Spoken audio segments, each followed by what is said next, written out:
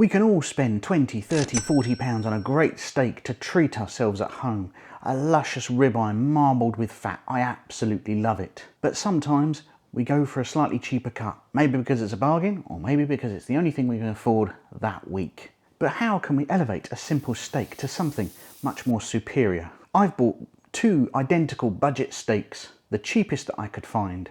I'm going to cook one according to the instructions on the packet, and the other I'm going to employ loads of techniques from a 3-star Michelin chef. I'm Gary from Big Spud. I've spent years looking at, studying, reading the recipes of Marco Pierre White, and I think I can use some of his techniques to zhuzh up a steak from basic boring to high elegance, I hope. So these are the steaks side by side. A little bit of fat in them, but not a lot. If you watch my previous video on elevating cheap burgers, you'll know I found the budget ones. I've gone to the same supermarket. It is absolutely not a knock on them. This is roughly the same price you'll find in any supermarket. What's interesting, I find, is that there is no marking of actually what this steak is. It just says beef steak. My guess is that's not a deliberate deception, but it's so they can swap out the product according to what's cheapest. It looks like it's probably rump, but I'm not a butcher. These steaks cost £2.99 each. The suggestion is oil, salt, pepper, fry for 2 to 3 minutes on each side for medium rare. So let's try that first. It says to bring the steak up to room temperature, which I have.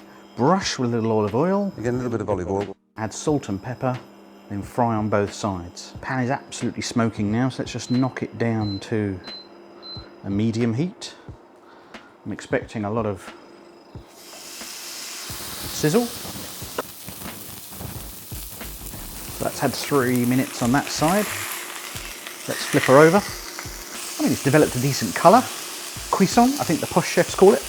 That Maillard reaction where the sugars in the meat browns, and that gives you that crunchy, crusty tastiness of sort of really intense beef flavour.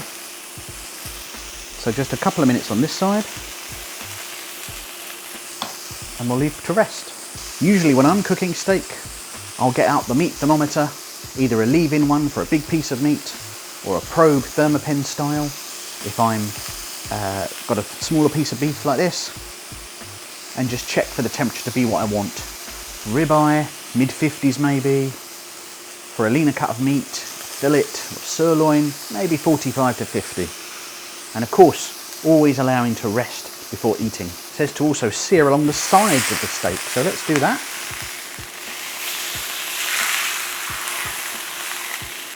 And that will do.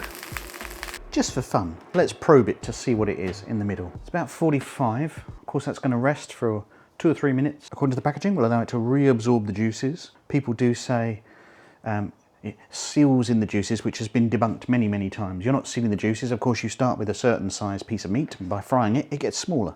You lose moisture. What's actually happening is you've got this intense bubbling action inside the meat, knocking everything around, and that just allows that juice to calm down and just relax and sort of flow throughout the rest of the meat. That's why resting is so crucial, why it's so important. And so, time for a taste. There are some juices left on my resting board, which of course I could drizzle back on top, but let's keep it simple. So I'm going to go straight into the middle. It's actually got a decent grain on it. I would say there we've ended up with medium rare, so actually a little under where I expected, but I wonder if, being a bit of a workhorse piece of steak, they want you to go on the gentle side of cooking.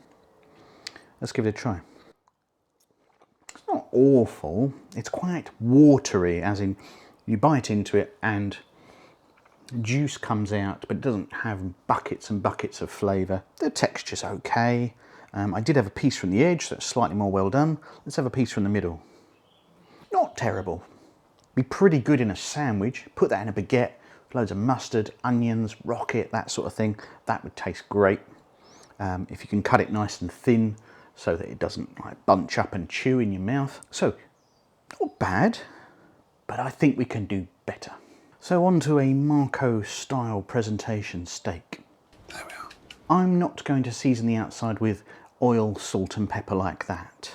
If you know Marco, you probably know what's coming next. Yes, it's a Knorr beef stock cube. These little packets are packed with seasonings, glutamates, and other things that emphasise the beefy flavour, once derided for his Knorr adverts. Very simple.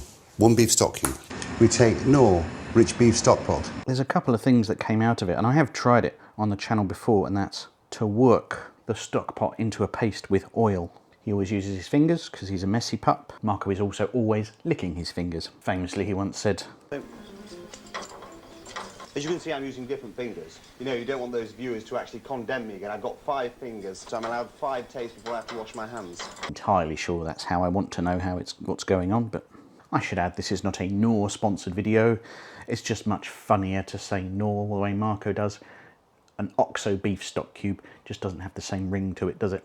Honestly though, I do have both in the cupboard, and I'm just going to work that into the surface of the beef. It has these attractive holes where they prong the meat from the underside in the packaging. I think it's to encourage drainage. So there we go, our steak completely covered in that beef fat mixture. Obviously I've wiped out the pan between steaks, and Marco favours instead keeping the heat very high throughout cooking.